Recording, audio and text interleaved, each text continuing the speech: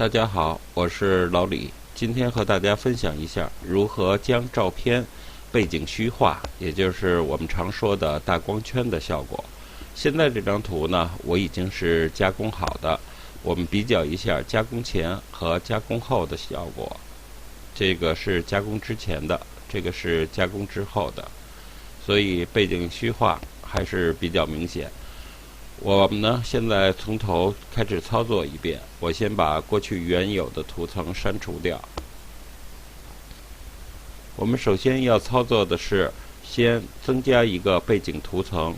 我们选住背景图层，然后拖动到这个复制图层里面。这时候，我们的图层就copy完成了。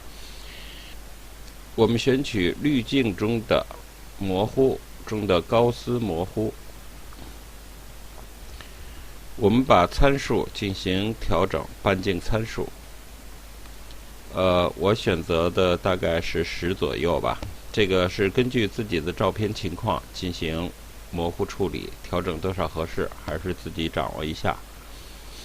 然后摁确定。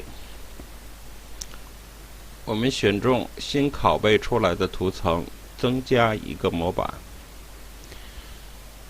增加模板之后，我们设置前景色为黑色，选择画笔工具，调整笔刷大小，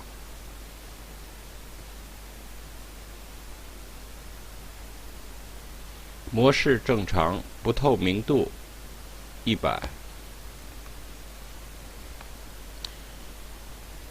好，我们现在就开始涂抹。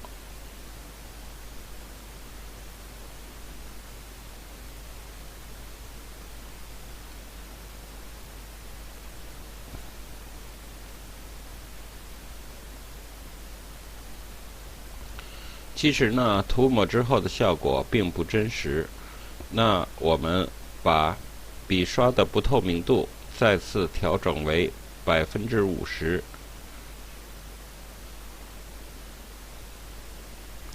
然后对它的边缘再一次进行涂抹。